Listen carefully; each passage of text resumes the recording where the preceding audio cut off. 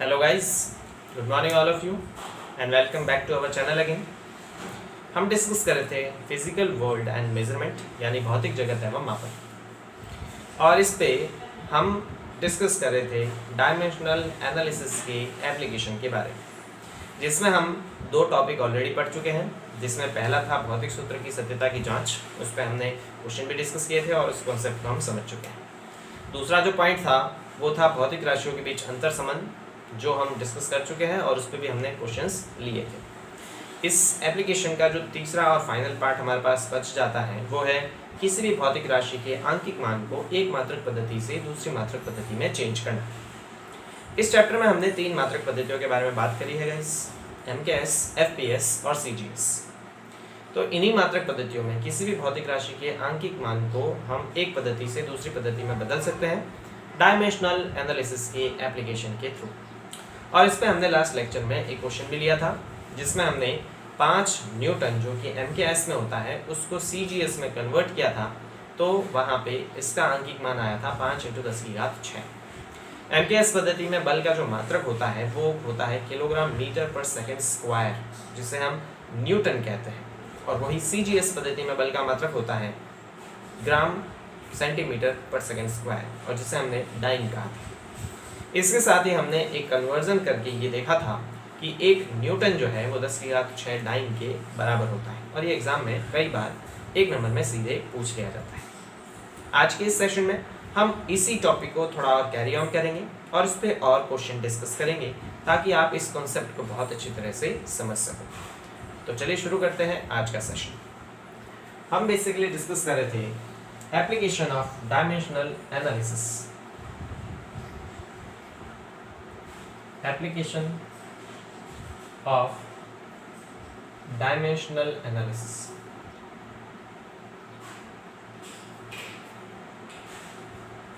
और जिसमें दो पोर्शन हम ऑलरेडी डिस्कस कर चुके हैं, जिसका तीसरा पोर्शन हम पढ़ रहे हैं जो है भौतिक राशि के आंकिक मान को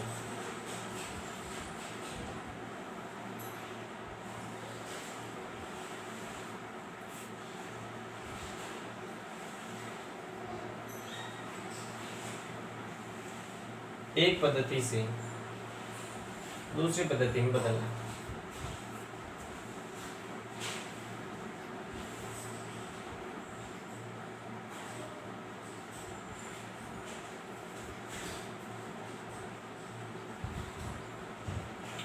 ठीक, तो आज एक और क्वेश्चन लेते हैं इस पे, जिससे हमें इसका कॉन्सेप्ट और अच्छी तरह से समझ में आ जाए।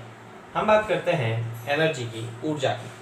ऊर्जा का मात्रक जो है MKS पद्धति में आप सभी को पता भी होगा जूल होता है, लेकिन ऊर्जा का MKS पद्धति में जूल मात्रक किसके बराबर होता है, पहले हम उसकी बात कर लेते हैं। तो देखिए, एनर्जी जो होती है वो कार्य के बराबर होती है। ऊर्जा और कार्य एक ही होते हैं, जो हम आगे जब फिजिक्स के चैप्टर पढ़ेंगे तो हम डिस्कस करेंगे। कार्य ऊर्जा प्रमेय एक होती है, 9th क्लास में भी आपने ये पढ़ रखा है, लेकिन 11th क्लास में हम उसको थोड़ा डीप में पढ़ेंगे कि कार्य ऊर्जा के बराबर कैसे। तो कार्य ऊर्जा की बराबर होती है, और ये होता है बल इंटू विस्थापन के बराबर, F × D। ठीक है, तो देखिए बल का जो मात्रक होता है वो हमने कल डिस्कस किया था। बल का मात्रक होता है किलोग्राम × मीटर पर सेकेंड स्क्वायर, और दूरी का जो मात्रक होता है वो होता है मीटर। तो यहाँ पर यह आ जाएगा किलोग्राम × मीटर आ जाएगा मीटर स्क्वायर, और पर सेकेंड स्क्वायर। ये होता है कार्य का मात्रक। अब ये किस में होता है? ये कार्य का जो मात्रक है वो MKS पद्धति में होता है। किसमें होता है? MKS में, क्योंकि किलोग्राम MKS में किलोग्राम में मापते हैं, मीटर MKS में होता है, और सेकंड भी MKS में होता है। कार्य का जो MKS पद्धति में मात्रक होता है किलोग्राम × मीटर पर सेकेंड स्क्वायर, और इसी को, इतना बड़ी यूनिट हम यूज नहीं करते हैं, और इसी को किलोग्राम मीटर पर सेकेंड स्क्वायर को ही हम सरल शब्दों में जूल कहते हैं। ठीक है, यानी कि कार्य का जो मात्रक है वो होता तो किलोग्राम मीटर स्क्वायर पर सेकेंड स्क्वायर है, लेकिन इसी को हम जूल कहते हैं। अब ये MKS में है, तो CGS में इसका मात्रक क्या होगा? ऑब्वियस सी बात है, किलोग्राम की जगह क्या आ जाएगा? ग्राम, मीटर स्क्वायर की जगह सेंटीमीटर स्क्वायर, और सेकंड स्क्वायर की जगह सेकंड स्क्वायर। क्लियर? और इसी को हम अर्ग कहते हैं। क्या कहते हैं गाइस? अर्ग। याद रखिएगा, ये केवल मैं बता रहा हूँ, जैसे जैसे अपन आगे पढ़ते जाएंगे आपको पता चलता जाएगा कार्य का मात्रक होता है किलोग्राम मीटर स्क्वायर पर सेकंड स्क्वायर MKS में, जिसे हम जूल कहते हैं। और वही CGS में करें तो किलोग्राम की जगह ग्राम आ जाएगा, मीटर स्क्वायर की जगह सेंटीमीटर स्क्वायर और सेकंड स्क्वायर की जगह as it is second square, और इस पूरे को हम अर्ग कहते हैं। यानी MKS पद्धति में कार्य का जो मात्रक होता है वो जूल होता है, और CGS पद्धति में कार्य का जो मात्रक होता है वो अर्ग होता है। तो हम ये पता लगाएंगे कि 1 जूल कितने अर्ग के बराबर होता है, और वो हम किसके द्वारा पता लगाएंगे, डायमेंशनल एनालिसिस के जरिए पता लगाएंगे। तो इसको मैं रफ कर देता हूँ और हम एक क्वेश्चन लेते हैं, और उस क्वेश्चन के थ्रू हम एक मात्रक पद्धति से दूसरे मात्रक पद्धति में कन्वर्ट करते हैं। ठीक है, चलिए। तो क्वेश्चन कुछ इस प्रकार से गाइस, यदि ऊर्जा, यदि MKS पद्धति में, MKS पद्धति में ऊर्जा E is equal to से 3.5 जूल है, तो इसका आंकिक मान,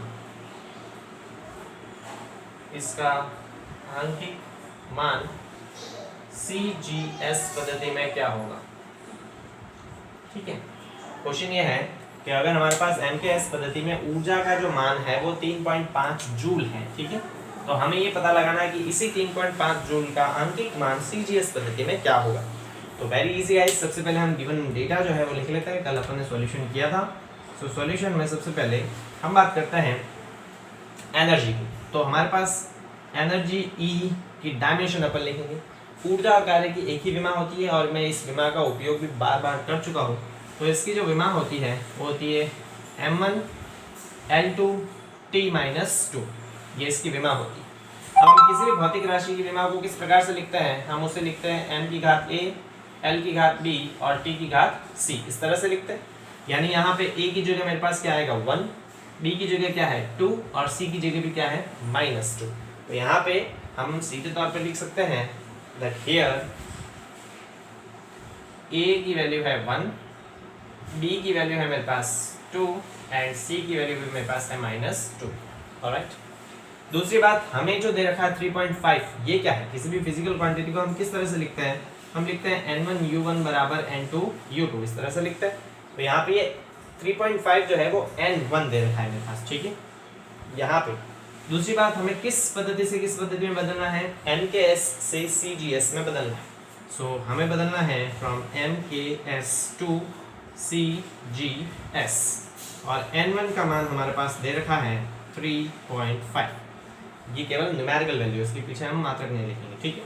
अब हमने फॉर्मूला पढ़ा था कन्वर्जन के लिए, फॉर्मूला किस तरह से होता है गाइस। तो कन्वर्जन के लिए जो फॉर्मूला होता है, we know that for conversion n2 is equal to होता है n1 m1 upon m2 to the power a, similarly l1 upon l2 to the power b, and similarly t1 upon t2 to the power c। ये formula मैंने बताया था कि जब भौतिक राशि के आंकिक मान को एक पद्धति से दूसरी पद्धति में बदलते हैं तो उसके आंकिक मान को इस फॉर्मूले से दिया जाता है। तो ऑब्वियसली हमें n2 की वैल्यू फाइंड आउट करनी है। n2 is equal to n1 की जगह कितना दे रखा है 3.5। ना m1 क्या है, m1 है पहली मात्रक पद्धति में द्रव्यमान का मात्रक। पहली मात्रक पद्धति कौन सी है, पहली मात्रक पद्धति है MKS। तो MKS में द्रव्यमान को किलोग्राम में मापते हैं, तो यहाँ पे आ जाएगा 1 किलोग्राम अपॉन m2 क्या है, m2 है दूसरी मात्रक पद्धति में द्रव्यमान का मात्रक। दूसरी मात्रक पद्धति CGS है और उसमें द्रव्यमान को किस में मापते हैं, ग्राम में, तो ये आ जाएगा 1 ग्राम टू दी पावर a का मान मेरे पास कितना दे रखा है 1, तो इसकी पूरे की पावर 1 इनटू L1 क्या है, L1 है पहली मात्रक पद्धति में लंबाई का मात्रक। लंबाई का पहली मात्रक पद्धति में मात्रक है मीटर, तो यहाँ पे अपन लिखेंगे 1 मीटर अपॉन L2 है दूसरी मात्रक पद्धति में लंबाई का मात्रक। दूसरी मात्रक पद्धति CGS है, उसमें लंबाई किस में मापते हैं अपन, सेंटीमीटर में, तो ये आ जाएगा 1 सेंटीमीटर। इसकी पावर है b और b की वैल्यू कितनी है 2। सिमिलरली T1 पहली मात्रक पद्धति में समय का मात्रक जो कि सेकंड है, तो ये लिख लेंगे 1 सेकंड, और दूसरी मात्रक पद्धति में भी ये सेकंड है तो 1 सेकंड, और इसकी पावर c का मान है -2, तो ये आ जाएगा -2। क्लियर, कन्वर्जन करते हैं, क्या आ जाएगा N2 इज इक्वल टू 3.5, यहाँ पे आ जाएगा 1 किलोग्राम। अब देखिए 1 किलोग्राम में कितने ग्राम होते हैं, 1000 ग्राम, तो इसको लिख सकते हैं 1000 ग्राम और अपॉन नीचे है 1 ग्राम। इस पूरे की पावर 1 है तो लिखने की आवश्यकता नहीं, इनटू 1 मीटर, 1 मीटर में कितने सेंटीमीटर, 100, तो इसको लिखेंगे 100 सेंटीमीटर और अपॉन 1 सेंटीमीटर। इस पूरे की पावर है 2। 1 सेकेंड से 1 सेकेंड कैंसिल, ये आ जाएगा मेरे पास 1 टू द पावर -2। एक की पावर कितनी भी है वो एक ही रहता है, clear.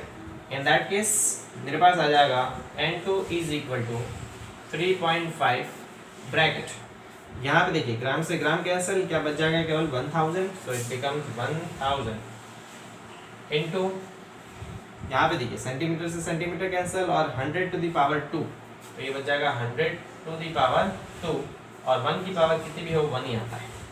In that case N2 is equal to 3.5, ये आ जाएगा 1000 इनटू 100 का स्क्वायर करेंगे तो 10,000 और 1 को मल्टीप्लाई करेंगे तो सेम आएगा। N2 इज इक्वल टू 3.5, यहाँ पे देखिए क्या आ जाएगा, into 10 to the power 1 2 3 4 5 6 7 into 7, ये इसका अंकिक मान आ जाएगा, ठीक है। मतलब एमकेएस पद्धति में अगर हमारे पास ऊर्जा का अंकिक मान 3.5 है तो सीजीएस में उसका अंकिक मान 3.5 इंटू 10⁷ होगा। अब अगर इसके मात्रक की अपन बात करें तो हमने इसका मात्रक लिखा था, इस पूरे को अगर मैं भौतिक राशि को व्यक्त करूँ तो कैसे लिखेंगे, तो हम लिखेंगे एनर्जी ई बराबर, यहाँ पे क्या लिखा था मैंने 3.5, एमकेएस पद्धति में ऊर्जा का मात्रक होता है किलोग्राम मीटर स्क्वायर पर सेकेंड स्क्वायर, लिख सकते हैं। और इसी को हम लिखेंगे 3.5 सीजीएस में क्या, इंटू 10 टू द पावर 7, और इसका मात्रक होता है ग्राम सेंटीमीटर स्क्वायर पर second square, clear. E is equal to 3.5, इस पूरे को हमने क्या कहा था, इस पूरे को हमने जूल कहा था, ठीक है, बराबर इस पूरे को लिख लेंगे 10 टू द पावर 7, इस पूरे को हमने क्या कहा था, इस पूरे को अर्ग कहा था, क्लियर। तो यहाँ से अगर देखिए 3.5 से 3.5 कैंसिल, तो 1 जूल किसके बराबर आता है, 10⁷ अर्ग के बराबर आता है। तो यहाँ से हमें एक इम्पॉर्टेंट इन्फॉर्मेशन मिलती है कि 1 जूल 10⁷ अर्ग के बराबर होता है, किसके बराबर होता है, 10⁷ अर्ग के बराबर, क्लियर।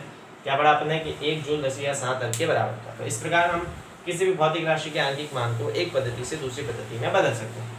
हमने दोनों एग्जाम्पल जो है वो एमकेएस से सीजीएस वाले में लिए थे।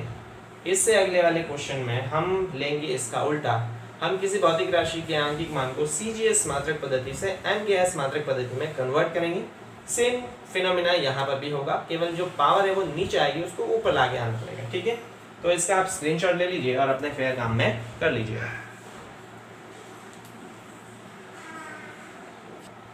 चलिए, आई होप आपने ये क्वेश्चन लिख लिया होगा, तो इसका स्क्रीनशॉट ले लिया होगा। रफ कर देता हूँ इसको, और हम एक एक्स्ट्रा क्वेश्चन डिस्कस करते हैं गाइस, जो काफ़ी ट्रेंड में पूछा जाता है, कई बार आपके एग्जाम में भी आ जाता है और कंपटीशन एग्जाम में भी वो क्वेश्चन पूछा जाता है, इस प्रकार का क्वेश्चन, तो उसके बारे में भी हम डिस्कस करते हैं।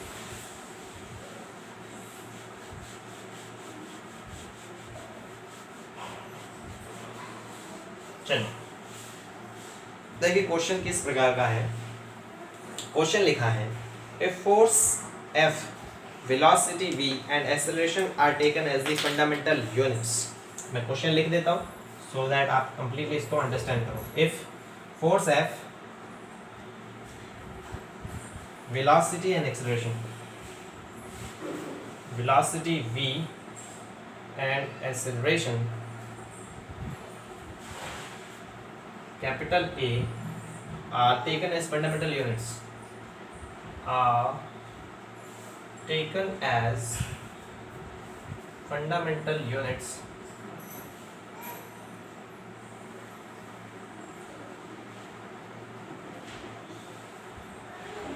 instead of mass, length and time, instead of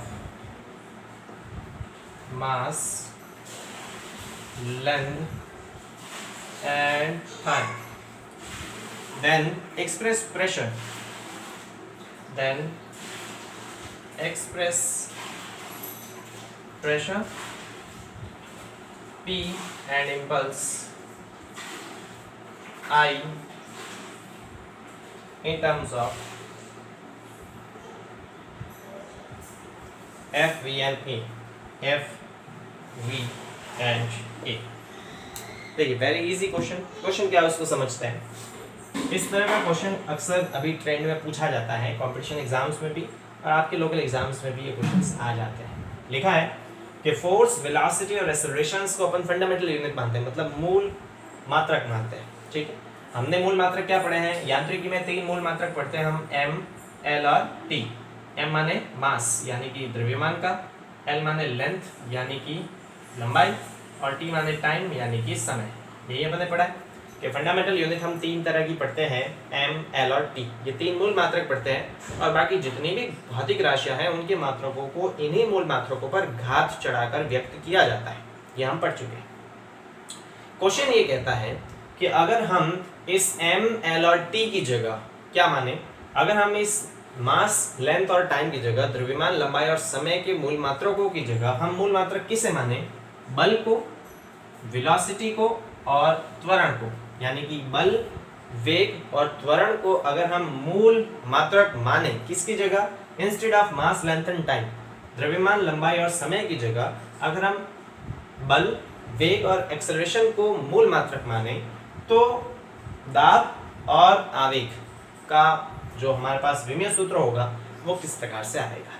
ठीक है, तो वेरी इजी क्वेश्चन, हम समझते हैं कि इस क्वेश्चन को करना कैसे। इसके अलावा भी मैं इस तरह के एग्जाम्पल्स और डिस्कस करूंगा। ये पहला एग्जाम्पल है इसलिए मैं इसको अच्छे से डील करता हूँ, समझिए। सबसे पहले हम बात कर लेते हैं फोर्स की। ठीक है, सो हम पहले बात कर लेते हैं प्रेशर और इम्पल्स की।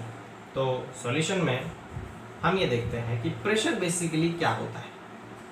प्रेशर बेसिकली क्या होता है? Pressure is basically force per unit area. दाब जो है वो होता है बल बटे क्षेत्रफल। हम इसको ये लिख देते हैं, बल बटे क्षेत्रफल। ठीक है, अब बल तो सीधे मेरे पास आ गया, मतलब अब तो ठीक है। अब क्षेत्रफल को हमें किस तरह से लिखते हैं? हम क्षेत्रफल को लिखते हैं L स्क्वायर से, है ना। बल को तो हम सीधे क्या लिखते हैं? F लिखते हैं, जो ठीक है, हमें F में ही लेना है। और क्षेत्रफल को हम लिखते हैं L स्क्वायर, यानी लंबाई इंटू चौड़ाई। लेकिन हमें L नहीं लेना है, इसने कहा है कि हमें लंबाई नहीं लेनी है, तो हम लंबाई नहीं ले सकते यहाँ पे। हमें केवल बल, वेग और एक्सेलरेशन का ही यूज करना है, M, L और T की जगह L नहीं लेना है। तो हम क्या करेंगे? क्षेत्रफल को व्यक्त करेंगे। क्षेत्रफल को किससे व्यक्त किया जाता है? क्षेत्रफल होता है लंबाई इंटू चौड़ाई, यही तो होता है क्षेत्रफल। यानी कि हम ये कह सकते हैं दूरी का स्क्वायर। ठीक है, तो हमें क्षेत्रफल नहीं लेना, हम क्षेत्रफल की जगह क्या लेंगे उसके बारे में डिस्कस करते हैं। चलिए, तो हम क्या देखते हैं गाइस कि वेग बराबर क्या होता है? वेग बराबर होता है दूरी बटा समय या विस्थापन बटा समय, एक ही बात है। तो हम यहाँ पे लिख लेते हैं कि velocity v is equal to होता है L अपॉन T। ठीक है, वेलोसिटी होता है दूरी बटा समय यानी L बटे T। ऑलराइट, त्वरण A बराबर क्या होता है? त्वरण A बराबर होता है वेग बटा समय यानी वेग v बटा T। और वेग को हमने क्या लिखते हैं? वेग को हम लिखते हैं L अपॉन T, तो ये आ जाएगा L अपॉन T और अपॉन T ऑलरेडी, ये आ जाएगा L अपॉन T का स्क्वायर। समझिए मेरी बात। वेग बराबर क्या होता है? वेग बराबर होता है लंबाई दूरी बटा समय यानी कि L अपॉन T। त्वरण होता है वेग में परिवर्तन बटा समय यानी वेग बटा समय। वेग को क्या लिखा मैंने? वेग को लिखा L अपॉन T और ये नीचे T, T नीचे आ गया तो T का स्क्वायर हो गया। क्लियर? तो हम क्या करते हैं गाइस, हम इस वेग में इस एक्सेलरेशन का भाग देते हैं। तो मेरे पास क्या आ जाएगा? देखिए, तो हमारे पास आ जाएगा देन वेग में हम अगर त्वरण का भाग दें तो मेरे पास क्या आएगा? वेग है L अपॉन T। क्लियर? और त्वरण क्या है? L upon T square, L upon T square. ये L से L कैंसिल हो जाएगा, T स्क्वायर क्या जाएगा ऊपर, तो मेरे पास आ जाएगा T स्क्वायर और अपॉन T, तो बच क्या जाएगा? T। यानी कि हम क्या लिख सकते हैं?